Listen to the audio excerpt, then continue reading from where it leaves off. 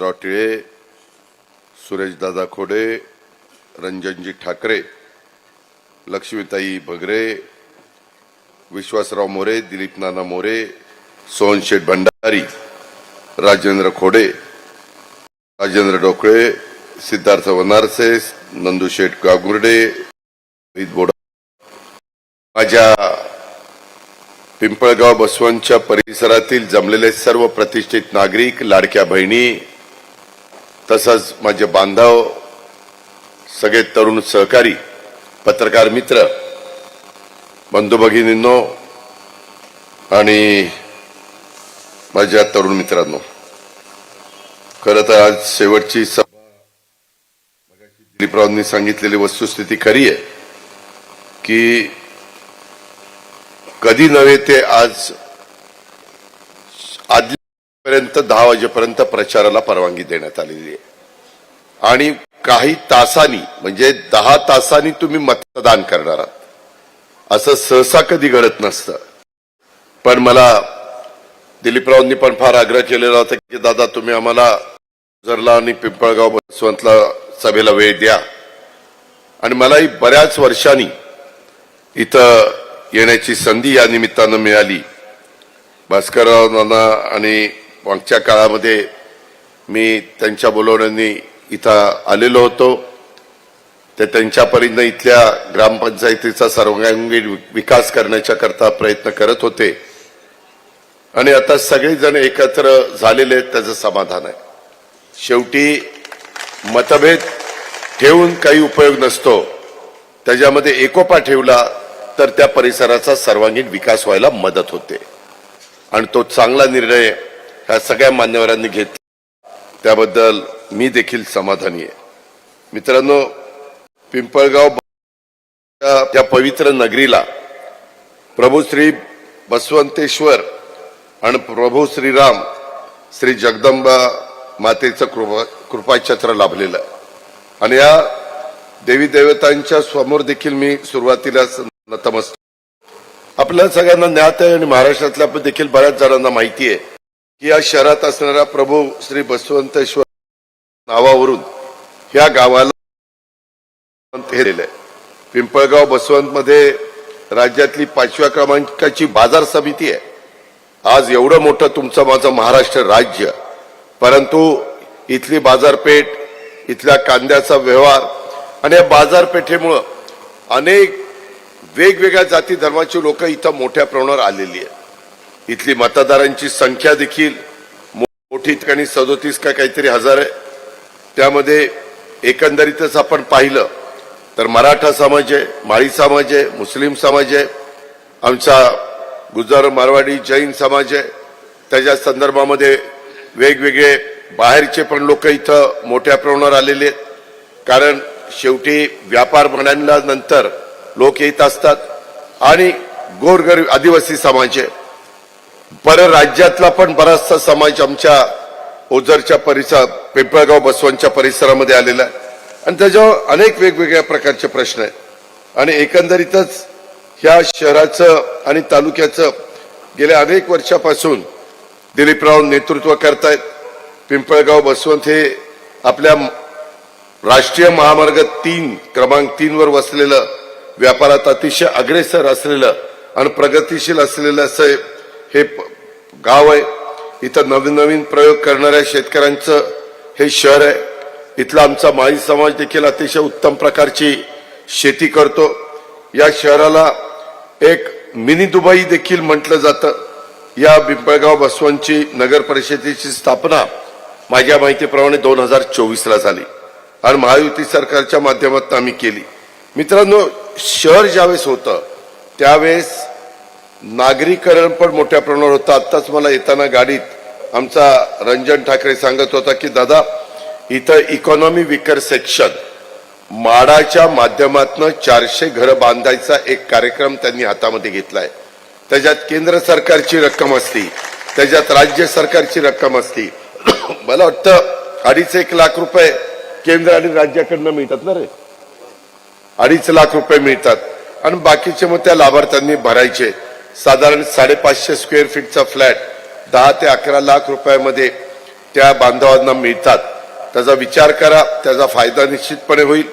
गोरगरिबांच्या करता देखील पंतप्रधान आवास योजना आहे, आमची राज्य सरकारची पण योजना आहे.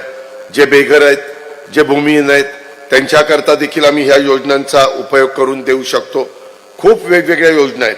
आता मी बोलत असताना माझ्या लक्षात आणून दिलं की भास्करराव म्हणत होते की दादा इथं साधारण माझ्या माहितीप्रमाणे पूर्वी ग्रामपंचायत असताना 200 कामगार, अधिकारी, कर्मचारी सगळे मिळून काम करत होते. आता तुमची नगर परिषद झालेली आहे आणि नगर परिषद होत असताना जो आकृतीबंध आहे त्याच्यात काहीतरी 57 का काहीतरी ला परवानगी दिलेली आहे. मित्रांनो, तुम्ही काळजी करू नका. दिलीप काका तुमचा आमदार आहे. मी तुमच्या समोर उपमुख्यमंत्री म्हणून बोलत नाही, मी एक कार्यकर्ता म्हणून बोलतो. परंतु उपमुख्यमंत्री म्हणून मंत्रालयात बसल्यानंतर दिलीप काकांनी तो प्रश्न माझ्याकडे आणावा. भास्करराव, तुम्ही पण त्या ठिकाणी या आणि हे बाकीच्या लोकांच्या करता ज्यांनी इतके दिवस ग्रामपंचायत असताना कामं केली त्यांचा जो काही यक्ष प्रश्न इथं निर्माण झालेला आहे त्याच्यातनं कसा मार्ग काढायचा हे मी संबंधित सगळे अधिकारी बोलून घेईल आणि त्याच्यातनं तुम्हाला मदत करेन. एक गोष्ट चांगली झालेली आहे, आपल्या इथं गोपाळराव उर्फ शरदराव गायकवाड यांना आपण उमेदवारी दिलेली आहे.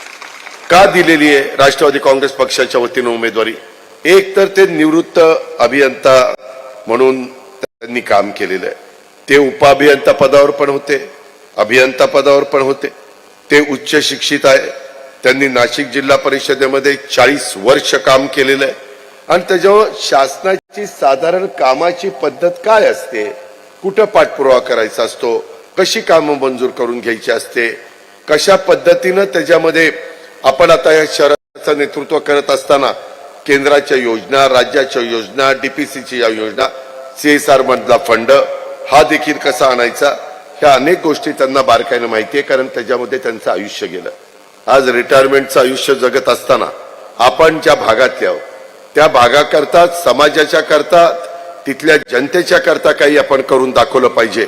हा एक चांगला विचार शरदराव गायकवाडांनी मनामध्ये आणला.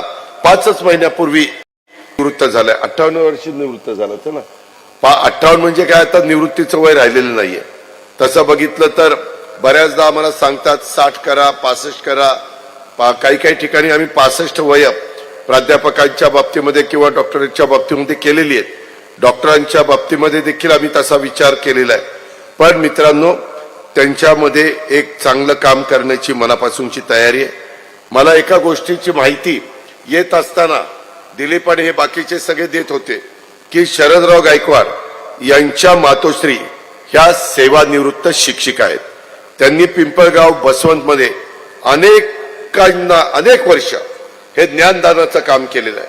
मला तर अशी पण माहिती मिळाली, आपले आमदार दिलीपराव बनकर आणि आमचे भास्करराव बनकर हे दोघंही त्यांचेच विद्यार्थी आहेत. आणि माझ्या माहितीप्रमाणे इथं उपस्थित असणाऱ्या सभेला जे काही अनेक जण आहेत त्याच्यात सुद्धा आमच्या गायकवाड बाईंचे विद्यार्थी विद्यार्थिनी आहेतच.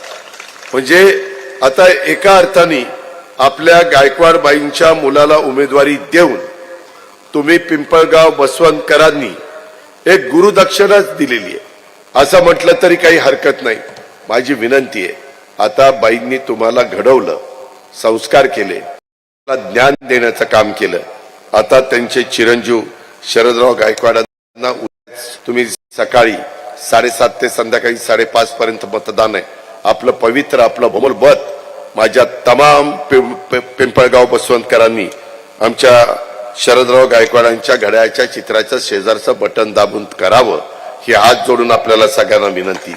तसंच तुम्ही सगळ्यांनी, मी पुन्हा आवाहन केलं, यावेळेस दिलीप बनकरांना देखील निफाडचं विधानसभा मतदारसंघाचं प्रतिनिधित्व दिलं, त्याबद्दल देखील मी आपल्याला सगळ्यांना आभार मानतो, आपल्याला सगळ्यांना मनापासून धन्यवाद देतो. पुढच्या काळामध्ये मी यावेळेस काही डोक्यामध्ये गणित ठेवलेलं आहे. ह्यावेळेस मी तुम्हाला 5 वर्षात नाराज करणार नाही एवढाच शब्द मी तुम्हाला देतो. परंतु ती वेळ केव्हा आणायची ते मी आणीन, तुम्ही काही काळजी करू नका.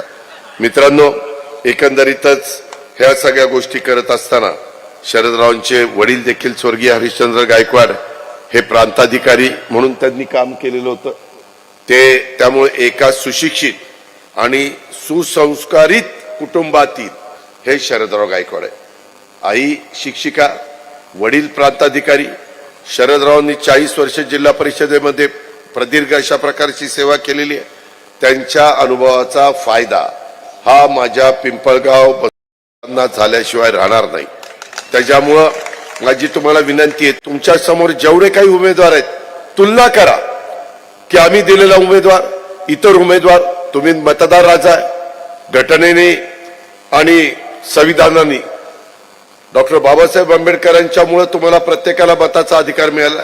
टाटा, बिर्ला, अडाणी, अंबानी सगळ्यांना एकच मत आणि इथल्या पिंपळगाव बसवंत मधल्या शेवटच्या माणसाला देखील एकच मत. हा जो काही घटना करून टाकलेली आहे, हा काही संविधानाने दिलेला आपल्याला अधिकार आहे, त्या अधिकाराचा आपण चांगल्या पद्धतीनं वापर करा. शरदराव हे अत्यंत मितभाषी आहेत, मनमिळाऊ आहेत, सर्जनशील आहेत, संवेदनशील आहेत, प्रामाणिक व्यक्तिमत्व आहेत. आमचे भास्करराव खासदार भगरे यांचे शरदराव मेहुणे आहेत, त्यामुळे त्यांना राजकीय वारसा देखील आहे. माझी आपल्याला विनंती आहे की त्यांच्या रूपाने एक प्रामाणिक, हुशार आणि सरकारी कायदे आणि योजनांच्या सह सामाजिक गरजांचा अनुभव असणारा सक्षम उमेदवार हा नगराध्यक्ष पदाचा तुम्हाला मिळालेला आहे. त्यांनी पिंपळगाव बसवंतमध्ये जिल्हा परिषदेच्या गटामध्ये 10 वर्षापेक्षा जास्त कालावधीमध्ये माझ्या माहितीप्रमाणे त्यांनी सेवा केलेली आहे आणि त्याच्यामुळे त्यांना ह्या शहराची पण खडानखडा माहिती आहे. कारण त्यांनी ज्यावेळेस जिल्हा परिषदेमध्ये काम केलं त्यावेळेस इथली ग्रामपंचायत देखील जिल्हा परिषदेमध्ये होती आणि त्यांच्या कामाच्या अनुभवाचा शहराच्या विकासाला नक्कीच फायदा होईल, लाभ होईल. ही पण बाब मी आपल्या सगळ्यांच्या लक्षामध्ये आणून देतो. परंतु त्यांना तुम्ही प्रचंड मताधिक्याने विजयी करा की जेणेकरून त्यांनाही एक असं वाटलं पाहिजे की आपल्यावर एवढा मतांचा बोजा माझ्या पिंपळगाव बसवंतच्या जनतेने टाकलेला आहे, त्याला पात्र राहून आपण अधिक जोमाने काम केलं पाहिजे. मी बारामतीमध्ये 8 वेळेला निवडून आलेलो आहे. लाडक्या बहिणींनो, माझ्या बांधवांनो, दर इलेक्शनला मी लाखाच्या पुढे निवडून येतो, दर इलेक्शनला. आणि त्याच्यामुळं दर 5 वर्षांनी मी एवढी तिथं कामं करतो. आज महाराष्ट्रातलं एक मॉडेल शहर म्हणून बारामतीची ओळख आहे. आज तिथलं बस स्थानक बघा, आज तिथलं रेल्वे स्टेशन बघा, आज तिथले रस्ते बघा, तिथं उद्यानं केलेली बघा, लहान मुलांना त्या बागा करून तिथं खेळणी ठेवलेली बघा, वॉच टॉवर केलेलं बघा, वॉकिंग ट्रॅक केलेलं बघा, जॉगिंग ट्रॅक केलेलं बघा. खूप काही केलं. हिरवीगार तिथं सगळी हरित बारामती करून टाकलेली आहे. प्रचंड झाडं लावलेली आहे. अशा पद्धतीने रस्ते पण मी अतिशय चांगले केलेले आहेत. अंडरग्राऊंड ड्रेनेज केलेलं आहे. माझ्या इथं नदीकाठ आहे, नदीकाठ पण अतिशय चांगला त्यामध्ये नदी सुधार कार्यक्रमात मी राबवलेला आहे. शासनाच्या, केंद्राच्या, राज्याच्या, जिल्हा वार्षिक योजनेच्या ज्या ज्या योजना असतील त्या त्या योजना मी लोकांच्या पर्यंत पोहोचवण्याचं काम केलं आणि पै त्याच कामाच्या करता खर्च केले.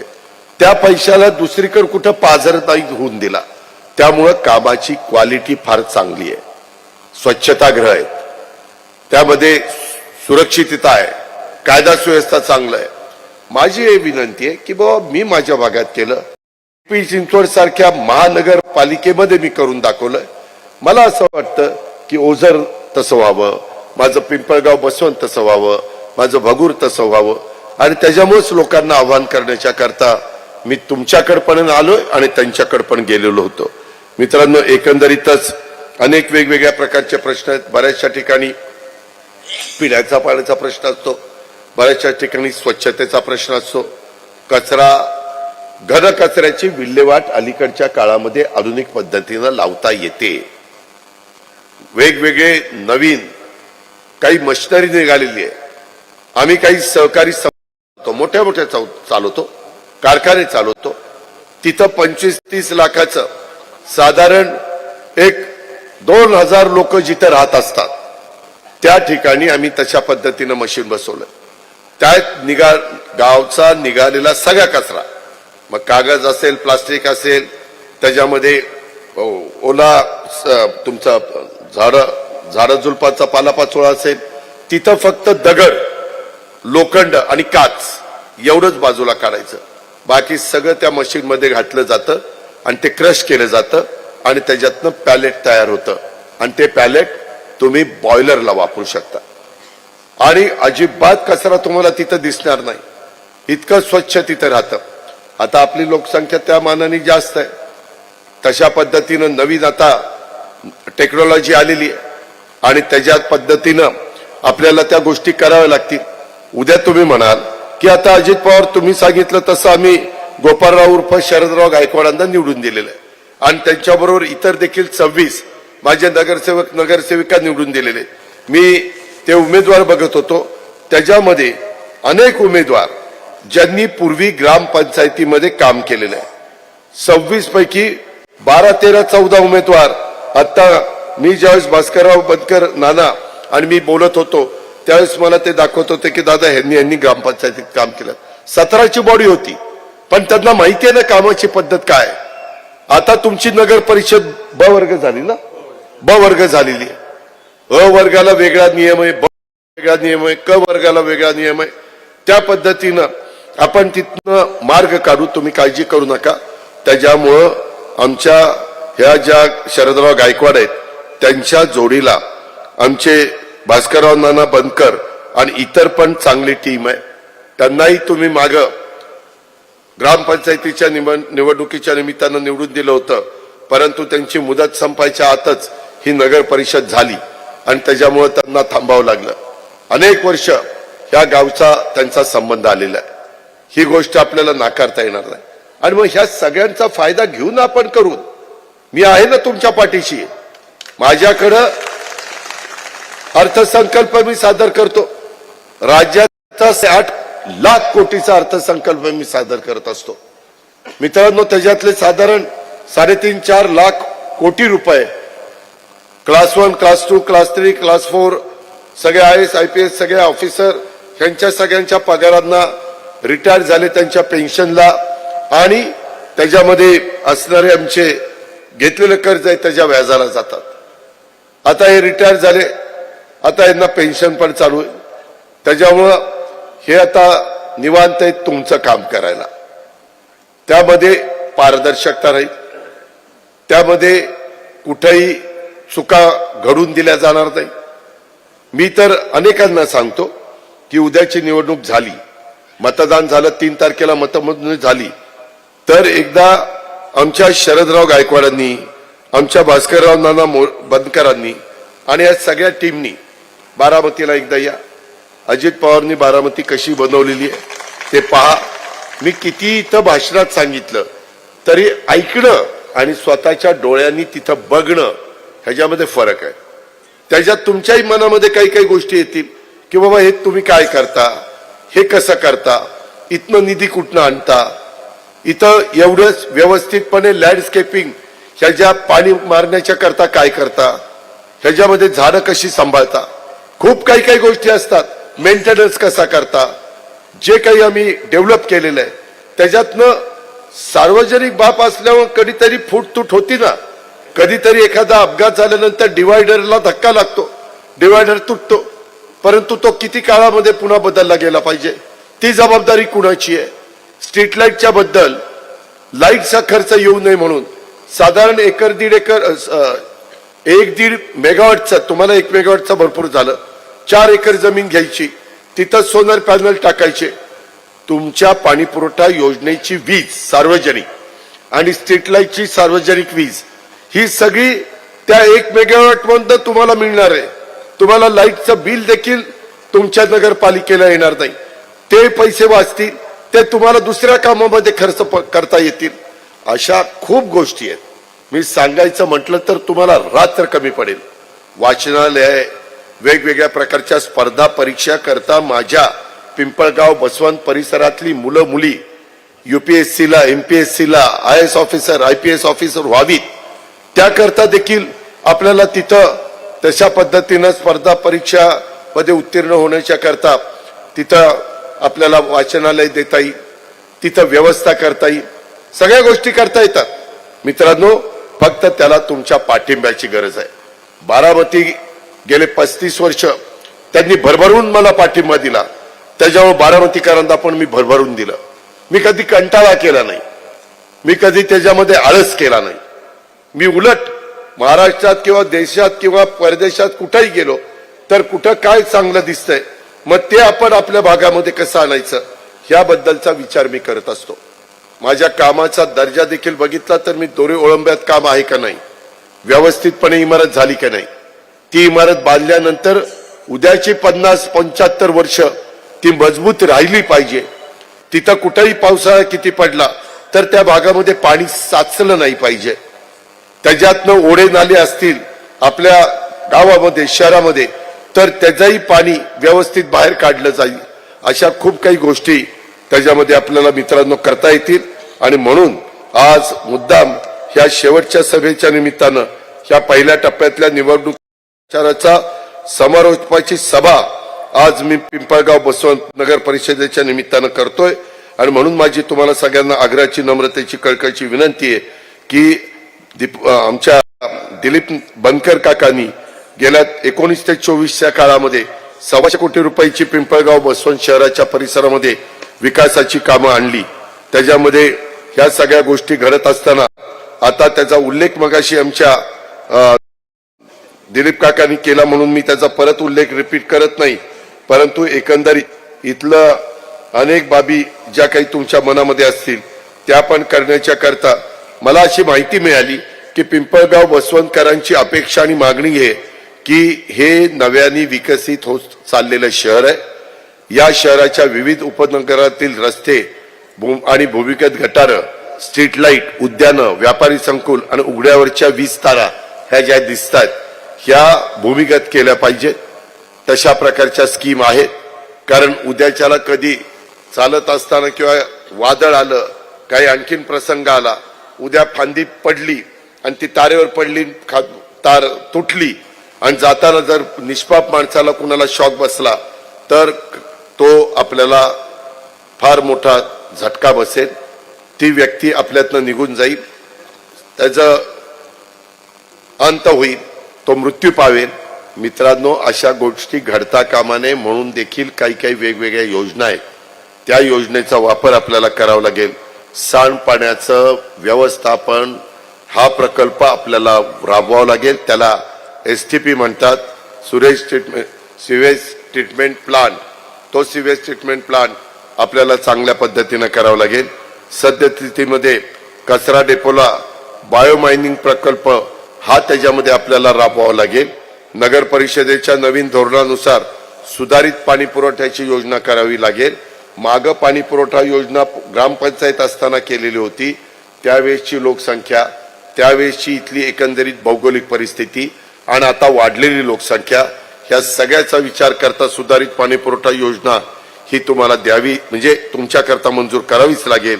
नुकतंच आमच्या दिलीप काका बनकरांनी नगर परिषदेच्या प्रशासकीय इमारतीच्या साठी शासनाकडनं जागा मिळवलेली आहे.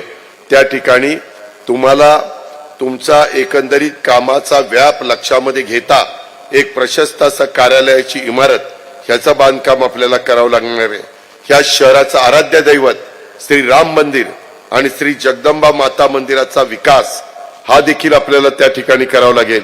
आणि मी मगाशी सांगितलं तसं विद्यार्थ्यांच्या करता एक चांगली अभ्यासिका, त्याच्यामध्ये त्यांनी स्पर्धा परीक्षेचं काम करावं. ते जर कॉलेजला असतील, वेगवेगळ्या ज्युनियर कॉलेजला असतील किंवा वेगवेगळ्या ठिकाणी कोर्सेस घेत असतील तर तिथं त्यांना त्या अभ्यासिकेचा उपयोग व्हावा. आपल्या इथं पाराशरी नदीचं संवर्धन सुशोभीकरण करायचं मित्रांनो, ते देखील आपल्याला करता येऊ शकतं. आणि पिंपळगाव बसवंत शहरातील शासकीय जमिनीवर वसलेल्या विविध नगरातील नागरिकांना मी मगाशी सांगितलं तसं प्रधानमंत्री आवास योजनेच्या अंतर्गत निवासी अतिक्रमण नियमित करून काही ठिकाणी आपल्याला, मी ज्यावेळेस पिंपरी चिंचवड, बारामती ह्या शहराचा सर्वांगीण विकास केला त्यावेळेस तिथलेही रस्ते लहान होते. मला मोठे रस्ते करावे लागले कारण वाहनांची संख्या वाढलेली. त्याच्यामध्ये माझ्या माय माऊलींना त्रास होता कामा नये, माझ्या बांधवांना त्रास होता कामा नये, माझ्या विद्यार्थ्यांना त्रास होता कामा नये. आणि म्हणून आम्ही काय केलं, तिथं जर कुणाचं अतिक्रमण काढायची वेळ आली तर त्यांना वाऱ्यावर सोडलं नाही. त्यांची पर्यायी व्यवस्था केली. काही शहर ज्यावेळेस वाढत असतात त्यावेळेस टपऱ्या पण असतात. गोरगरिबांना दुकानाचे गाळे घेणं परवडत नाही, परंतु त्या टपरी धारकांच्या करता देखील आम्ही हॉकर झोन केला. त्यालाही केंद्राची मदत मिळते, त्यालाही राज्याची मदत मिळते. कारण त्या गरीबाला पण देखील इथं माझ्या पिंपळगाव बसवंतमध्ये छोटा मोठा व्यवसाय करण्याचा अधिकार आहे ना. फक्त त्यांनी व्यवसाय करताना शहराचा बकालपणा होणार नाही ह्याबद्दलची काळजी ही घेतली पाहिजे. ही गोष्ट तितकीच खरी आहे. आणि तशा पद्धतीचं नियोजनबद्ध पद्धतीनं आपण शरद गायकवाड, आमचे भास्करराव आणि सगळे मिळून, दिलीपराव, मी असं सगळे मिळून आपण काम करू. त्यामध्ये हे सगळ्या गोष्टी आपण सगळ्यांनी ध्यानामध्ये घ्याव्यात. एकंदरीतच शिक्षण क्षेत्रामध्ये देखील खूप मोठं काम अलीकडच्या काळामध्ये होऊ शकतं. मी अलीकडं नाशिक जिल्हा एक महत्वाचा जिल्हा आहे. मी मध्ये काय ठरवलं, टाटा ट्रस्ट आहे, त्यामध्ये आम्ही त्यांच्याशी चर्चा केली आणि ते म्हणले की आम्ही तिथं CIIIT हे तुम्हाला मंजूर करून देतो. मला तो प्रकल्प आवडला. मी मुख्यमंत्र्यांशी चर्चा केली. गडचिरोलीला तो प्रकल्प आम्ही राबवला. 200 कोटीचा प्रकल्प असतो. 35 कोटी आपण घालायचे, 165 कोटी टाटा ट्रस्ट देतं आणि त्याच्यात कुशल कामगार तयार करण्याचं काम त्या इन्स्टिट्यूटमधनं होतं. साधारण 200 कोटी रुपयाचं काम उभं ते खर्च झाला तर दरवर्षी त्याच्यातनं 7,000 विद्यार्थी बाहेर पडतात आणि ते कुशल कामगार म्हणून त्यांना चांगल्या पद्धतीनं नोकरी मिळते किंवा त्यांच्या अंगामध्ये चांगला कुशलपणा आला तर ते नोकरी करायच्या ऐवजी स्वतःचं डोकं वापरून छोटा मोठा व्यवसाय सुरू करतात. तो व्यवसाय सुरू करायला देखील आम्ही प्रोत्साहन देत असतो. हे मी गडचिरोलीला आम्ही केलं. कधी तुम्ही तिथलं फोटो मागवा, तुम्हाला कळेल. पुण्यामध्ये काम चाललंय, रत्नागिरीला काम चाललंय, ठाण्याला CIIIT त्याला म्हणतात, CIIIT तेथेही काम चाललंय. मध्ये मी बीडला पालकमंत्री झाल्यावर पण तिथं मंजूर केलं. आता देखील मी नाशिकला पण करण्याच्या संदर्भामध्ये माझा प्रयत्न चालू आहे. मी नाशिक जिल्ह्याकरता करणार. नाशिक शहर हे तुमच्यापेक्षा फार काही लांब नाही. तिथं जाऊन पण मुलं मुली CIIITचा उपयोग करून घेतील, त्याच्यातनं ते शिक्षण घेतील आणि कुशल कामगार म्हणून त्यांना त्याच्यातनं काम मिळायला सोपं जाणार आहे. अशा पद्धतीनं तरुणांच्या करतात पण आम्ही काही चांगल्या प्रकारचे कार्यक्रम हातात घेतले. शहरं ज्यावेळेस वाढतात त्याच्याच आरोग्याच्या बाबतीमध्ये पण फार बारकाईने लक्ष द्यावं लागतं. तिथं चांगल्या प्रकारे रुग्णालय असलं पाहिजे, डॉक्टर चांगले असले पाहिजे, पॅरामेडिकल स्टाफ असला पाहिजे, नर्सेस असले पाहिजे. वेगवेगळ्या प्रकारे ह्या सगळ्या लोकांच्यावर, गरीब माणसांच्यावर उपचार करण्याच्या करता अत्याधुनिक अशा प्रकारची वैद्यकीय क्षेत्रातली मशिनरी तिथं असली पाहिजे. या पद्धतीनं पण आपण काम करू शकतो आणि ते काम आम्ही करू. फक्त माझी विनंती आहे की मी ज्यावेळेस तुम्हाला काही द्यायला आलेलो आहे त्यावेळेस तुम्ही पण उद्याच्याला राष्ट्रवादी काँग्रेस पक्षाच्या जे काही पॅनल आम्ही उभं केलेलं आहे त्या पॅनलच्या शरदराव गायकवाड आणि बाकीच्या माझ्या 27 उमेदवार त्या बाबतीमध्ये आपण विजयी करावं. आपल्या इथं नगर परिषद, जिल्हा परिषदेच्या शाळेच्या करता जर काही सुविधा द्यायच्या असतील तर त्याही आपण देऊ. विद्यार्थ्यांची संख्या लक्षामध्ये घेता अतिरिक्त शिक्षकांची गरज असेल तर त्यालाही आपण मंजुरी देऊ. डिजिटल क्लासरूम, लायब्ररी आणि ई-लर्निंग सुविधा ह्याही आपण टप्प्याटप्प्याने देता येतील. त्याच्याही बद्दल आपण एकमेकाला सहकार्य करू अशी माझी विनंती. मगाशी बोलत असताना मी दिलीप बनकरांचं पण भाषण ऐकलं. मित्रांनो, अलीकडच्या काळामध्ये मी महाराष्ट्र ऑलिम्पिक असोसिएशनचा पुन्हा अध्यक्ष म्हणून काम करायला लागलेलो आहे. क्रीडा क्षेत्राला मदत झाली पाहिजे. क्रीडा क्षेत्र कुणाकडे आहे? माणिकराव कोकाटे कुठे आहेत? सिन्नरचे, म्हणजेच नाशिक जिल्ह्यातले. त्यांच्याकडनं आपण क्रीडा संकुल उभं करण्याच्या करता, क्रीडांगण डेव्हलप करण्याच्या करता, तिथं क्रीडा प्रकार जे असतात त्याच्यामध्ये त्या पद्धतीनं त्याचे ग्राउंड्स तयार करण्याच्या करता, आधुनिक क्रीडा साधनं देण्याच्या करता आपण इथल्या मुलांना मुलींना मदत करू ना. त्याच्यामध्ये ते काही आपल्याला अवघड नाहीये. सांस्कृतिक भवन आणि समुदाय भवनाची पण निर्मिती करणं कारण इथं खूप लोक राहतात. मी त्या सगळ्या घटकाच्या करता आम्ही मी म्हणजे महायुतीच्या सरकारने, नाहीतर म्हणून ह्याचं काय चाललंय, मी महायुतीच्या सरकारने आम्ही मागासवर्गीयांच्या मुलामुलींच्या करता बार्टी, आमच्या अल्पसंख्याक समाजाच्या मुलामुलींच्या काही करता काही नव्हतं म्हणून आम्ही मार्टी काढलंय. बहुजन समाजाच्या मुलामुलींच्या करता सारथी काढलं. ओबीसी समाजाच्या मुलामुलींच्या करता महाज्योती काढलं. अमृत देखील ब्राह्मण आणि इतर समाजाच्या करता अमृत काढलं. ह्या संस्था आम्ही काढल्या. आदिवासींच्या करता देखील आम्ही आरटी काढलं. हे का काढलं की त्या संस्थांच्या माध्यमातून त्या समाजामध्ये गरीब कुटुंबामध्ये जन्माला आलेल्या मुलांना मुलींना स्वतःच्या पायावर उभं करण्याच्या करता काही मदत कशी करता येईल बिनव्याजी. 5 वर्षाचा व्याज सरकार भरतं. तुम्ही तुमचा त्याच्यामध्ये जे काही प्रकल्प छोटा प्रकल्प असला पाहिजे, मला वाटतं 15 का 25 लाख असे काहीतरी त्याच्यामध्ये मर्यादा ठेवली. काही जण गाडी पण घेतात वेगवेगळ्या पद्धतीने, काही जण त्या हत्ती छोटा हत्ती म्हणतात ते घेतात. असे काही व्यवसाय करायचा म्हटलं तर माणसाला सुचलं पाहिजे आणि त्याला सुविधा उपलब्ध करून दिल्या पाहिजे. तशा पद्धतीनं आपण देऊ. इथली स्थानिक बाजारपेठ किंवा स्थानिक व्यापार आणि उद्योजकांच्या करता देखील आम्ही विशेष योजना आणलेल्या आहेत. आमचा जो जीएसटी जमा होतो तो जीएसटी आम्ही या शहरीकरणाच्या करताच वापरत असतो आणि त्याच्यातून रोजगार निर्मिती करता देखील औद्योगिक क्षेत्र आता MSME याला आम्ही प्रोत्साहन देतोय आणि नागरी सुविधा केंद्र आणि डिजिटल सेवा विस्तार हा देखील त्याच्यामध्ये आम्ही करतोय. अशा प्रकारे खूप काही गोष्टी करण्याचा आमचा प्रयत्न आहे. हरित शहर, वृक्षारोपण, हरित उद्यानं, ओपन जिम, कचरा व्यवस्थापन, वर्गीकरण, पुनर्वापर याचा विस्तार आणि स्वच्छ शहर मोहिमेअंतर्गत सातत्यपूर्ण पालन आपल्याला करायचंय. उद्याच्याला आता काही करोडो मधली बक्षिस ह्या स्वच्छतेच्या बाबतीमध्ये ठेवलेली आहे.